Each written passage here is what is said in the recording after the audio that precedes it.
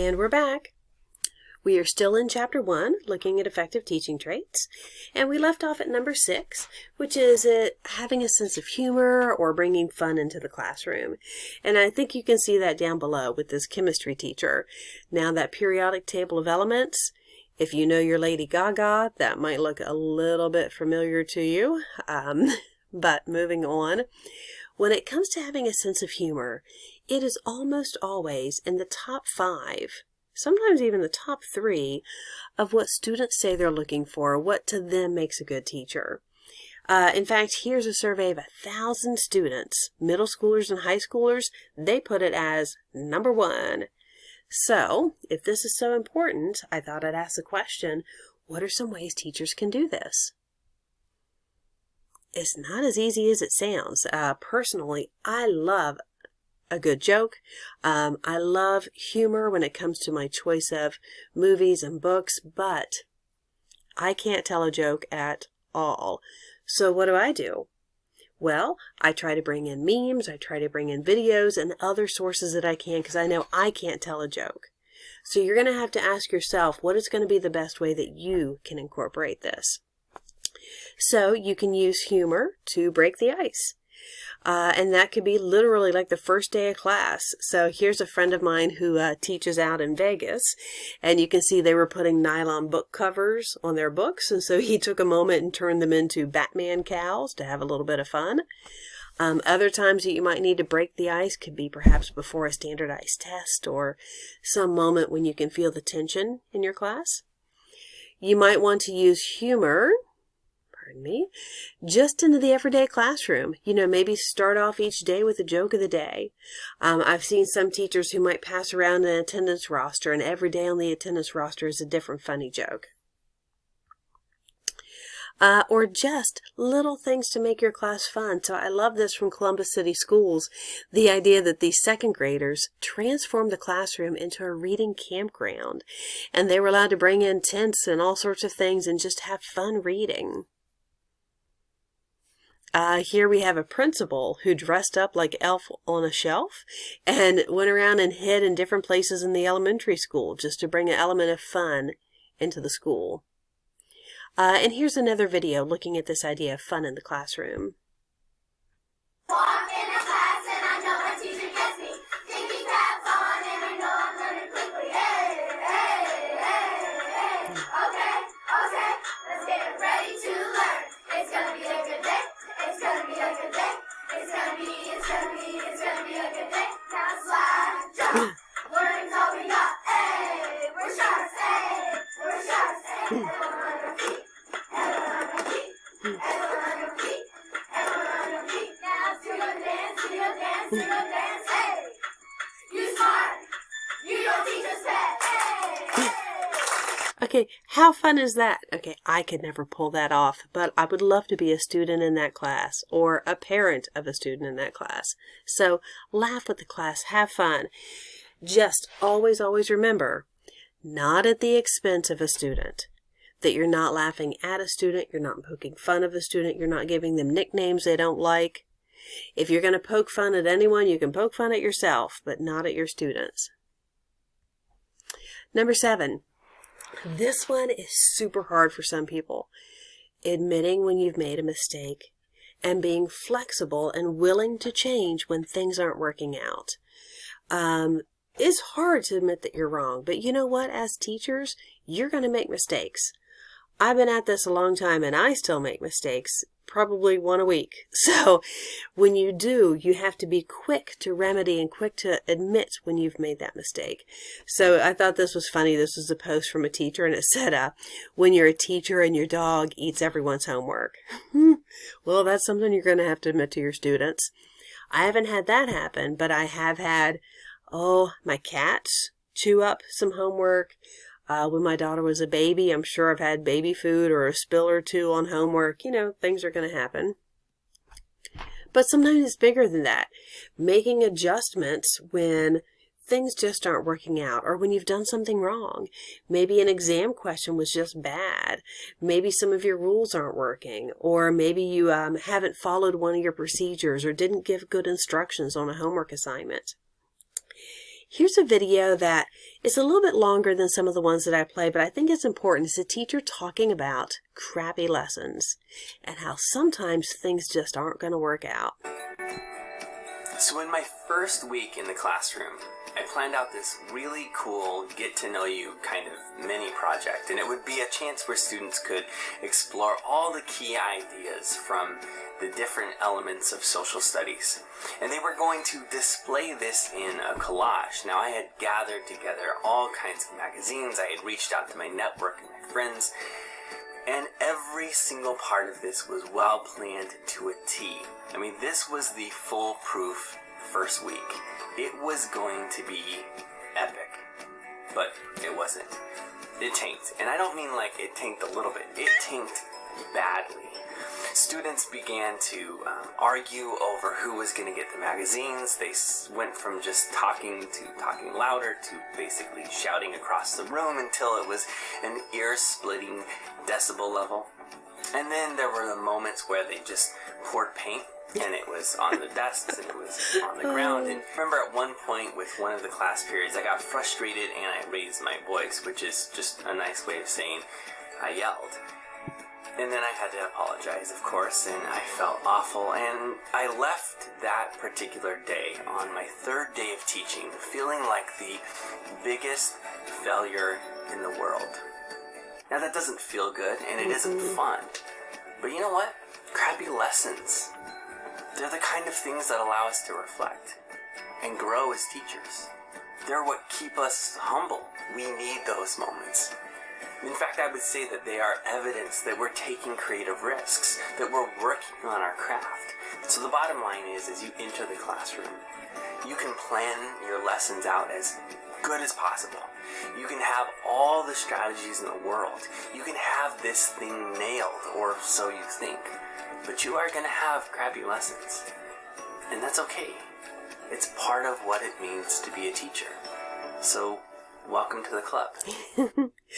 I remember one where I planned on using Poll Everywhere so that we could create word clouds and we could do dynamic questioning in the classroom, and I had all this stuff embedded in the PowerPoint and I was so excited. And I got there early and I got everything set up, and you know what? It just didn't work. And students couldn't log on, and it wasn't showing their comments, and it was a major flop, and I was so embarrassed. But you know what? I was still glad that I put myself out there and tried something, even though I had to admit, you know what, this just isn't working. All right, number 8, having a sense of community. That is so difficult during times when your class is not face-to-face in the classroom. So there are times that that's going to be more challenging than others. But what are some ways that teachers can do this to still build a sense of community, whether you're face-to-face or not? Well, one thing you want to do is make sure your students feel welcome. Make sure that they know that you care, that they're comfortable in your classroom, that they know that your classroom or your learning space is a safe place for them to share their comments and their thoughts. That they're part of a group.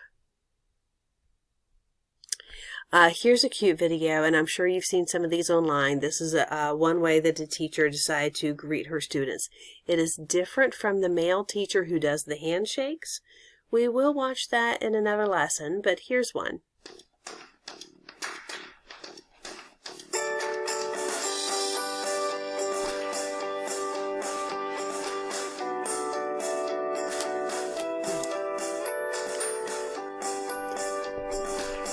All right, so you get the point from that one. I do love that the students get to choose what level of welcome they want, but that idea of being welcoming to your students first thing in the morning, thinking about back-to-school activities, thinking about icebreakers and ways to help your students get to know one another can also be a way of developing that sense of community, helping students feel accepted and connected.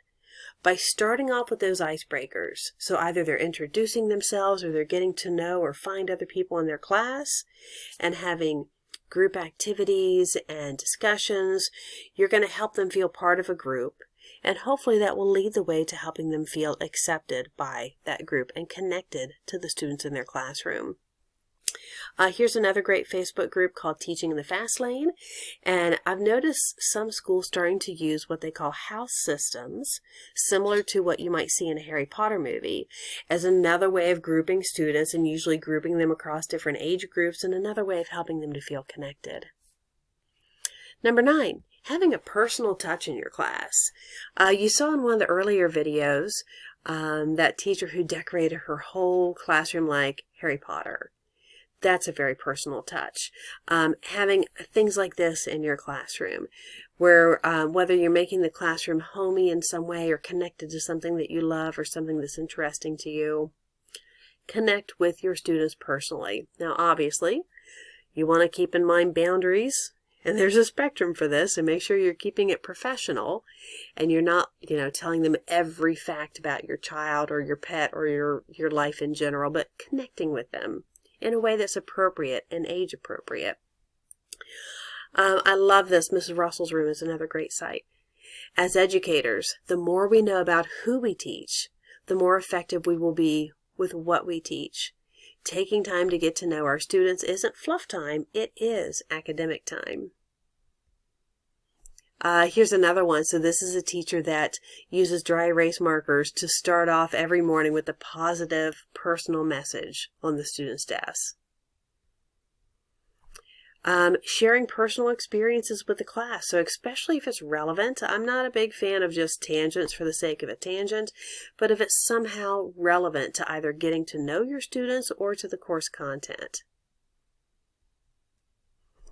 Here's another nice way of doing this. So this is using dialogue journals.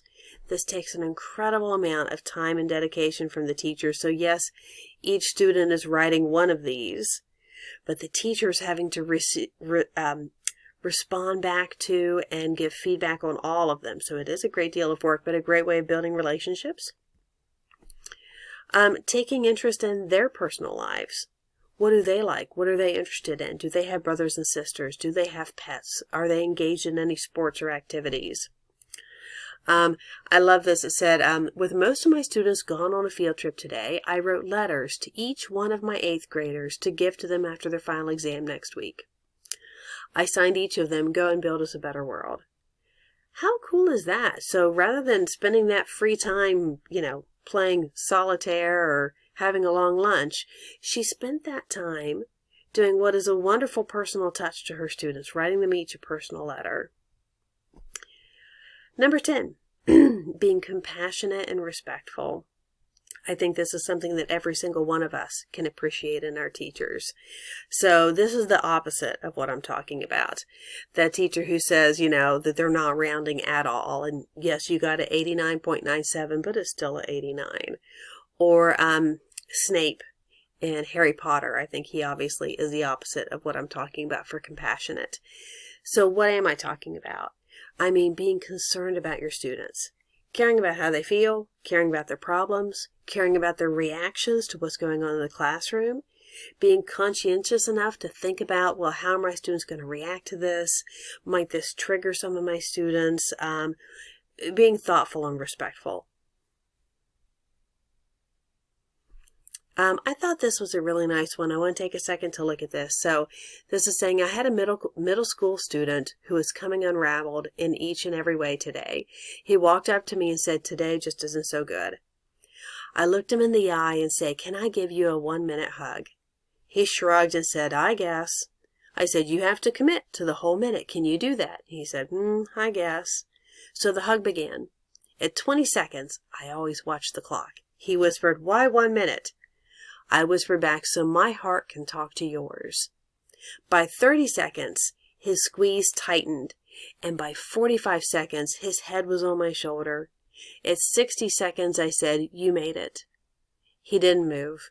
10 more seconds passed. I said, it's time. He said, thanks for talking to my heart. He looked me in the eye and half smiled. Well, okay, that's 1 minute of your life. But wow, what a difference sometimes 1 minute can make. And I thought this was nice, and this was posted by one of our faculty members here at OU. I wonder what teachers make a difference, Peppermint Patty. They make a difference. Also, part of this is respecting students' privacy. Not talking about them, not sharing their personal information. This is something that is actually problematic when it comes to talk that you might hear in a teacher's lounge. So that idea of, again, respecting the privacy and the personal lives of your students. Number 11, and we are getting close to the end, is being fair. Boy, students can really tell when they have a teacher who's being unfair. You want to be different from that. You want to make sure that when it comes to handling your students, dealing with misbehaviors, dealing with grading, that you are being fair to all of your students. That you're providing equity in learning. Now, if you're thinking equity, what's equity and how is equity different from equality? This is a really great way to think about it. So here is equality. Here is equity. What's the difference? Well, you might notice equality, they're each given the same thing. It's equal. Everyone got the same box. Equal. I treated you equally. But can they all see over the fence? No. Sometimes fairness is more about equity, giving everybody what they need so that they have the same opportunity. So yes, this student here needed 2 boxes and this one needed 1. This one didn't need 1 at all. Some of your students are going to need different things, but in doing so, it's not that you're being unfair. You're giving them what they need so that they all have that same opportunity to learn. When it comes to being fair, something else you want to think about is giving clear instructions, clear requirements. This little cat here just cracks me up, that idea of, when you have an assignment and your students just don't know what they're supposed to do. That's not fair. So clear explanations, clear requirements. And understanding that not everybody's going to learn in the same way and at the same rate. I'm sure you've seen this cartoon here down below, and it fits a variety of topics we'll talk about in this class. For a fair selection, everybody has to take the same exam. Please climb that tree. Well, as we know, that would not be fair to all of those animals that we see there. So you need to be thinking about, all right, not everybody can do the same thing in the same way, so how can I make that fair? And number 12, being passionate. Caring about your subject matter, being enthusiastic about what you're teaching. You're not just there to punch a time clock. If you're going to be teaching literature, you need to love literature. This is the time where you need to take a look at what your major is and ask yourself, can I talk about history for the next 20 or 30 years? If the answer is no, then maybe change your major. I've been so far talking about and teaching about psychology for maybe 25 years, and I still love it. I still find it fascinating. That's what you need to find. I love this. Enthusiasm is the match that lights the candle of achievement. This is one of my all-time favorite videos. So this is from a brand new teacher. It's his first year of teaching. He created a YouTube video for his students to show them how enthusiastic and excited he was to teach them. Welcome to the 4th grade.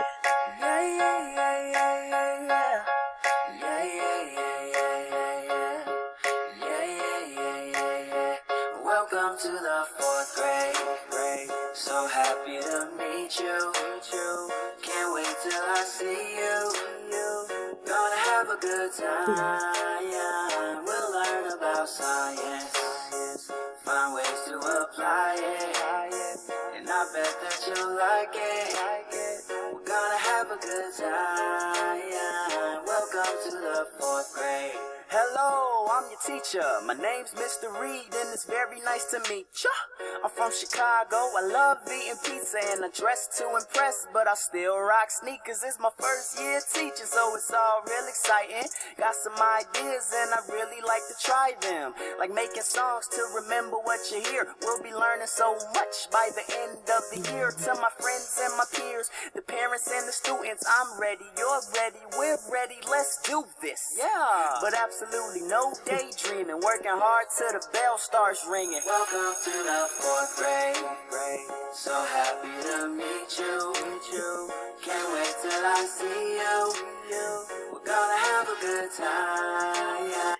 I don't know about you, but I love that guy. Okay, so part of being passionate is by doing this, you really motivate your students. If you were a fourth grader or a parent of a fourth grader, wouldn't you be so psyched for the first day of class? Excited to meet your teacher? So again, being passionate can help do that. So hopefully that was helpful. Those are some great traits when it comes to being an effective teacher. That is all for now, and thank you so much for your attention.